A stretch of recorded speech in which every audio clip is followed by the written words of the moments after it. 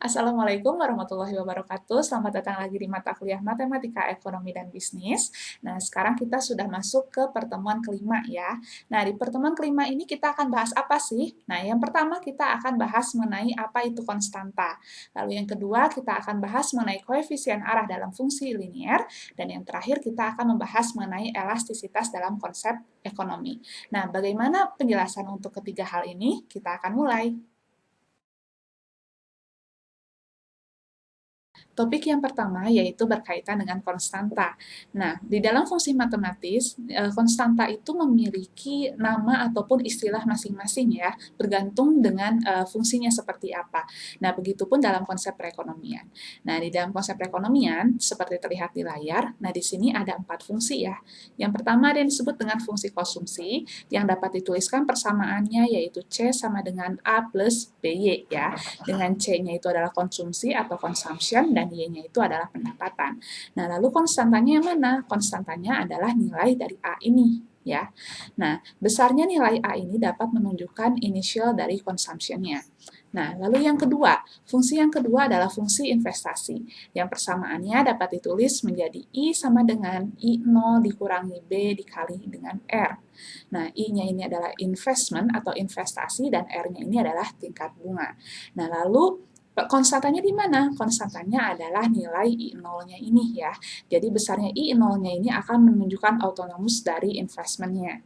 Nah, lalu fungsi yang ketiga, ada yang disebut dengan fungsi total cost. Nah, persamaannya dapat ditulis sebagai berikut ya, yaitu TC sama dengan A ditambah B dikali Q. Dengan TC-nya adalah total biaya atau total cost, dan Q-nya adalah jumlah kuantitasnya. Nah, sehingga nanti kuantitas A-nya ini dapat menunjukkan berapa biaya tetapnya. Nah, yang terakhir, ada yang disebut dengan fungsi pajak. Fungsi pajak persamaannya itu adalah T sama dengan T0 ditambah T kecil dikalikan dengan Y. Nah, T kecil itu adalah tarif pajak yang dapat dinyatakan dalam bentuk persentase. Sedangkan Y-nya itu adalah pendapatannya. Sehingga konstantanya itu adalah T0 ya, yang menunjukkan lump sum atau fix dari pajaknya. Ya, nah ini adalah konstanta-konstanta dalam konsep perekonomian. Topik yang kedua, kita akan membahas mengenai koefisien arah dari fungsi linier. Nah, fungsi linier ini mungkin sudah dibahas di pertemuan sebelumnya ya. Nah, tetapi pada pertemuan kali ini, kita akan membahas mengenai bagaimana cara mengetahui koefisien arah dari fungsi tersebut. Nah, persamaan dalam fungsi linier itu secara umum bentuknya seperti ini ya, yaitu Y sama dengan A ditambah M dikalikan dengan X. Nah, kita untuk mengetahui koefisien arahnya apakah positif atau negatif, itu bisa dilihat dari nilai M-nya, apakah M-nya bernilai positif ataukah bernilai negatif. Nah, M itu apa sih? M itu adalah selisih dari nilai Y yang kita bagi dengan selisih dari nilai X, atau bisa disebut juga dengan delta Y kita bagi dengan delta X. Nah, untuk memahami atau menginterpretasikan koefisien arah itu, kita lihat di contoh ya pada layar untuk nomor yang pertama. Nah, di sini ada persamaan Y sama dengan 2 ditambah 3 dikalikan dengan X. Nah, artinya, bila X mengalami kenaikan sebesar 1 unit, nah maka akan ada kenaikan juga untuk nilai Y sebesar 3 unit. Begitupun sebaliknya, ketika nilai X itu turun sebesar 1 unit, maka nilai Y pun akan mengalami penurunan sebesar 3 unit. Nah, ini adalah cara menginterpretasikan koefisien arah dari fungsi linier. Sebagai informasi tambahan, ada yang disebut dengan marginal ya. Nah, apa itu marginal? Marginal itu adalah rasio ya, rasio perubahan satu variabel dengan perubahan variabel lain. Nah, oleh karena itu di dalam konsep ekonomi, marginal itu berbagai macam ya jenisnya. Yang pertama ada yang disebut dengan MPC atau marginal propensity to consume. Lalu ada juga MPS, ada juga MPPI ya, dan marginal lainnya. Nah, nanti untuk lebih jelasnya bisa dibaca lagi di slide PowerPoint yang sudah dilampirkan di e-learning ya. Nah, selanjutnya kita langsung saja ke topik yang ketiga, yaitu berkaitan dengan elastisitas. Nah, apa itu elastisitas? Elastisitas itu adalah suatu alat ya, yang digunakan untuk mengetahui seberapa besar respon dari variabel tertentu terhadap perubahan dari variabel penyebabnya, sehingga nanti akan ada titik elastisitas ya. Nah, Titik elastisitas itu apa? Titik elastisitas itu adalah rasio ya di antara perubahan variabel terikat dengan variabel bebasnya. Sehingga nanti akan ada titik-titik ataupun nilai-nilai tertentu. Nah, dalam perhitungannya, elastisitas ini terbagi menjadi dua ya. Yang pertama ada yang disebut dengan elastisitas fungsi linier dengan menggunakan satu variabel bebas, dan yang kedua adalah ada yang disebut juga dengan elastisitas pada fungsi linier dengan multi variabel ya, artinya lebih dari satu variabel bebas. Nah, untuk yang menggunakan satu variabel bebas, perumusan atau penghitungan elastisitas dapat menggunakan keempat rumus ini ya. Bisa menggunakan E sama dengan delta Y dibagikan dengan delta X, dibagi Y dibagi X, ya, atau delta Y per delta X ini kan M ya, kita singkat menjadi M dibagi dengan Y dibagi dengan X, atau bisa juga seperti ini bentuknya, yaitu M kita kalikan X dibagikan dengan Y, di mana M ini adalah delta Y dibagikan dengan delta X. Nah, untuk contoh perhitungannya kita langsung masuk ke soal yang pertama. Contoh soal untuk elastisitas satu variabel bebas. Nah, di sini ada fungsi permintaan suatu barang ya, yaitu barang B, dengan persamaannya Q sama dengan 8 dikurangi 0,5 P. Dengan P-nya itu adalah harga per unit, dan juga Q-nya adalah jumlah barang atau kuantitasnya. Nah, di sini kita akan mencari elastisitas dengan harga permintaan atau P-nya itu sebesar Rp5. Nah, caranya yang pertama kita tinggal inputkan nilai P sama dengan 5 ini di dalam soal ke dalam persamaan Q sama dengan 8 dikurangi 0,5 dikalikan dengan P ya. Berarti kalau kita inputkan, di sini Q sama dengan 8 dikurangi 0,5, lalu kita kalikan dengan 5 ya. Nah, seperti ini ya. Nah, 5 ini karena P-nya sama dengan 5 yang kita cari. Nah, setelah itu tinggal kita kalikan saja. Ini tetap 8 dikurangi 0,5 kita kalikan dengan 5 ya. Sehingga diketahui 2,5, selanjutnya tinggal kita kurangkan. 8 kita kurangkan dengan 2,5 ya. Sehingga diketahui Q-nya itu senilai, sebentar saya ini kan ya, desimalnya sebesar 5,5 ya.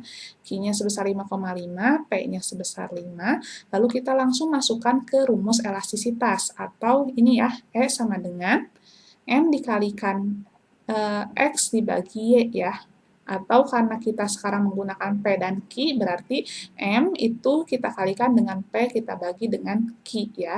M-nya ini sudah ada di dalam persamaan. Di sini M-nya adalah minus 0,5.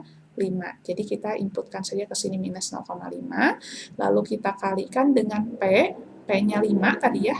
Berarti 5 kita bagi dengan Q.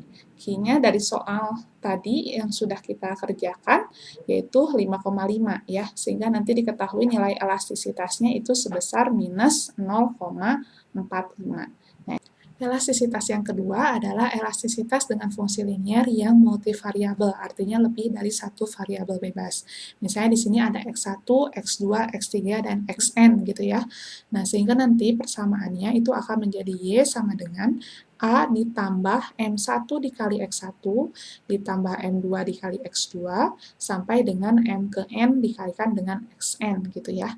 Nah, lalu untuk menghitung elastisitasnya dapat menggunakan rumus apa? Nah, rumusnya adalah seperti ini, yaitu EI itu sama dengan MI dikalikan dengan XI dibagi dengan Y. Jadi untuk XI, I-nya ini bisa 1, 2, ataupun 3 sampai dengan ke N gitu ya. Nah, untuk contohnya seperti apa, kita langsung masuk ke contoh soal yang kedua. Contoh yang kedua yaitu elastisitas dengan fungsi linier multivariabel ya, artinya lebih dari satu variabel bebas.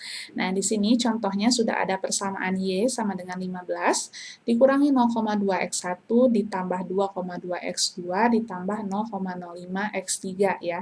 Dan di sini kita diminta untuk menghitung koefisien elastisitas Y terhadap masing-masing variabel bebas atau X1, X2, dan X3-nya. Dengan ketentuan X1-nya adalah 4, X2-nya 3, dan X3-nya adalah 100. Nah, pertama-tama karena kita sudah mengetahui nilai X 1, 2, dan 3, maka kita harus mencari terlebih dahulu nilai Y-nya ya, sebelum kita menghitung elastisitasnya. Nah, yang pertama, kita tinggal inputkan saja nilai X1, X2, X3 di sini ke dalam persamaan ini ya. Sehingga kalau kita inputkan, akan menjadi seperti ini ya, yaitu 15 dikurangi 0,2 dikalikan dengan 4, karena X1-nya 4, ditambah 2,2 kita kalikan 3, karena X2-nya 3, lalu kita tambahkan juga 0,05 yang dikalikan dengan 100, karena X3-nya itu 100. Nah, setelah itu kita jumlahkan ya, 15 dikurangi 0,2 kita kalikan 4 menjadi 0,8, lalu 2,2 kita kalikan 3 menjadi 6,6, dan juga 0,05 kita kalikan 100 menjadi 5. Ya.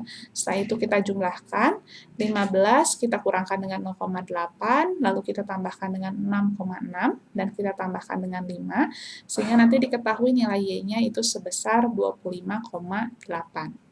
Nah, setelah diketahui nilai Y-nya, selanjutnya kita akan menghitung elastisitasnya. Nah, rumusnya dengan menggunakan rumus ini ya. Saya tarik ke atas terlebih dahulu. Nah, rumusnya yaitu EI sama dengan MI dikali XI dibagi dengan Y ya. Nah, ini berlaku untuk seluruh variat. Jadi kalau misalnya kita mencari E1, berarti M1 kita kalikan dengan X1 dibagi dengan Y. Begitupun seterusnya ya.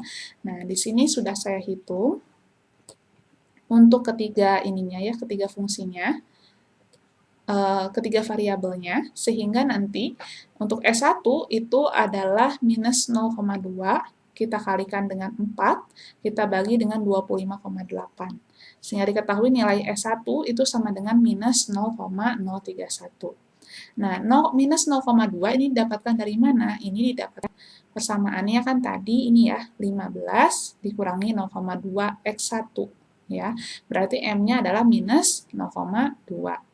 Nah, X1-nya 4 karena ada di soal ya, X1-nya 4 dan Y-nya dari hitungan yang kita lakukan sebelumnya, yang ini, yaitu Y-nya 25,8.